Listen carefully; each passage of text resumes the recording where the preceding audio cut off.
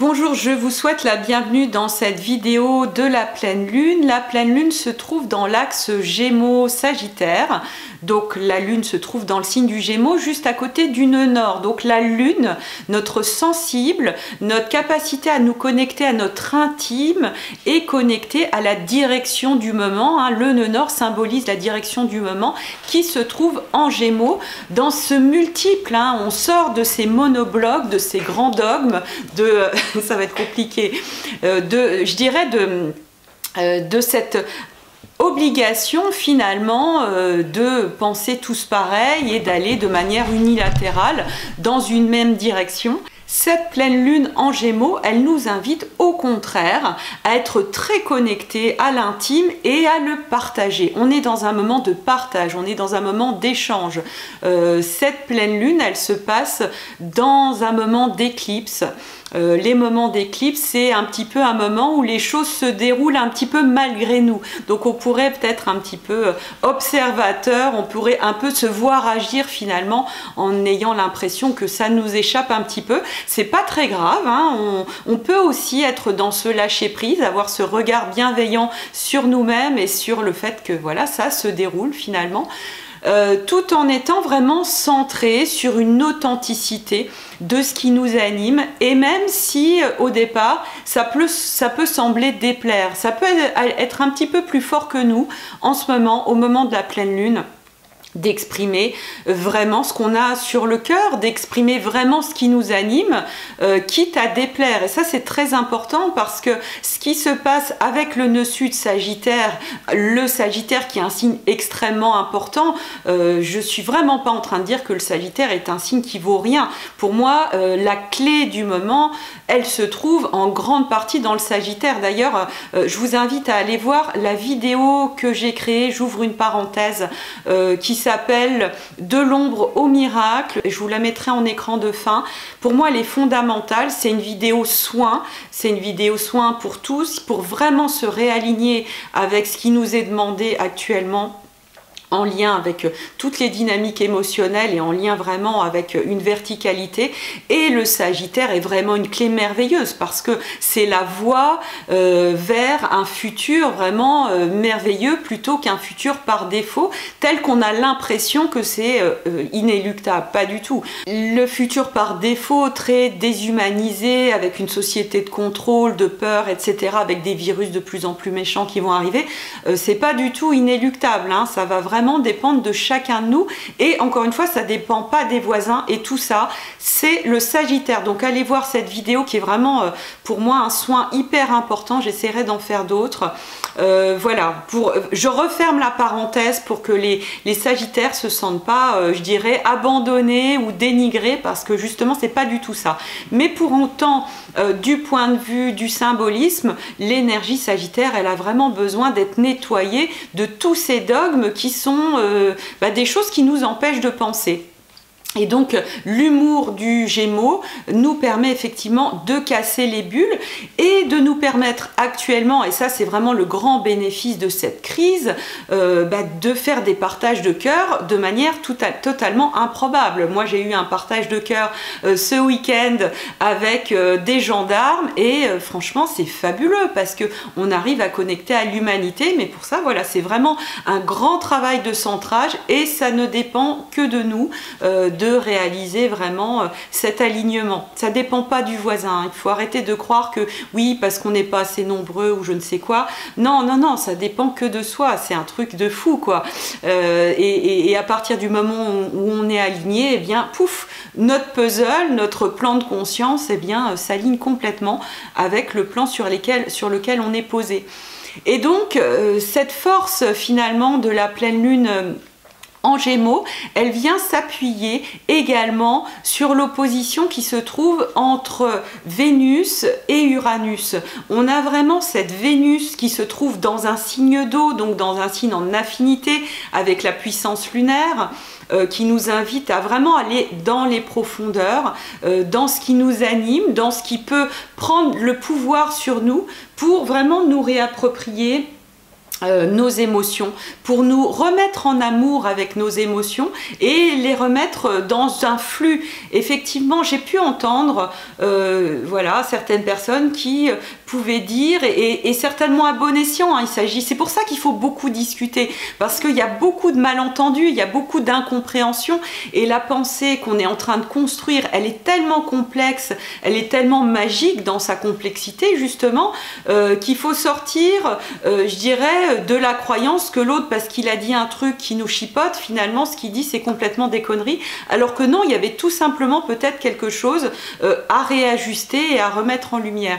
Et donc par rapport au positionnement émotionnel, je pense qu'il y a beaucoup de choses voilà, sur lesquels il faut vraiment être très précis, c'est-à-dire que pour moi, il s'agit, partons de la peur par exemple, et ça la peur dans la vidéo que je vous ai indiqué, j'en parle beaucoup, partons de la peur, il ne s'agit pas du tout de se couper de la peur. Aujourd'hui on dit oui mais il ne faut pas avoir peur parce que sinon, non, la peur fait partie du flux de vie et à partir du moment où on s'interdit d'avoir peur, c'est là qu'on va se voiler la face et qu'on va refuser de voir une certaine réalité, et sauf qu'à partir du moment où on a accepté d'être connecté avec toutes nos émotions de dégoût, imaginez si on est coupé du dégoût, mais du coup on peut se laisser faire n'importe quoi, on peut se laisser envahir et se laisser complètement manipuler par une personne qui nous dirait ah bah tiens ça je te dis que c'est vachement bien pour toi, et ah bah ouais ok, si vous n'êtes pas connecté au dégoût, si vous n'êtes pas connecté à la peur, finalement n'importe qui peut vous manipuler et vous emmener dans une direction qui n'est pas bonne du tout pour vous. Donc, et cette Vénus qui vient ramener de l'amour dans le Scorpion, de l'amour dans je dirais, nos sentiments sombres, je dirais, nos sentiments qui font de nous des humains fréquentables, je dirais, et pour lesquels ce dogme, par exemple, du « oh, il faut être super positif tout le temps, et puis il ne faut pas avoir de pensée négative sur soi, etc. » Voilà, tout ça c'est aussi des dogmes. Ça ne veut pas dire encore une fois que la pensée positive c'est pas bien, ça veut dire qu'il faut la replacer toujours au service de la vie, et quand on est dans une situation je dirais où ça va pas, il ne s'agit pas de s'inventer que ça va, c'est pas juste, c'est vraiment quelque chose qui ne va pas dans le sens du bien, et c'est pour autant important de ne pas rester campé sur ce dégoût, on en fait quelque chose après, on prend des décisions et on se réaligne avec une vraie authenticité. Si on n'est pas connecté avec ce que nous racontent nos émotions, notre corps, on ne peut pas être dans cette authenticité, et on va effectivement correspondre à un modèle social qui est actuellement en train d'être complètement mis dans tout ce qu'il a de plus abouti, je dirais, dans l'absurde, hein, avec ce Jupiter conjoint Pluton.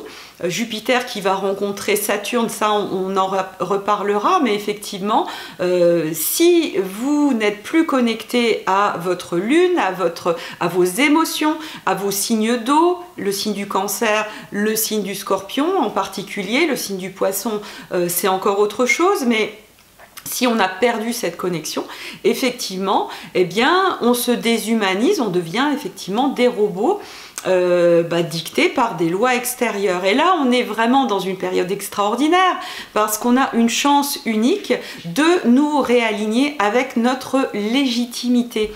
C'est super que des personnes viennent nous dire « Ah ben tiens, toi je te classe dans essentiel, toi je te classe dans non essentiel ». C'est là où ça doit faire vibrer des choses en nous, et des choses où, ok, il y a quelque chose où tout le monde nous dit que c'est comme ça, la loi nous dit que c'est comme ça, mais moi, à l'intérieur de moi, je sens que c'est pas juste.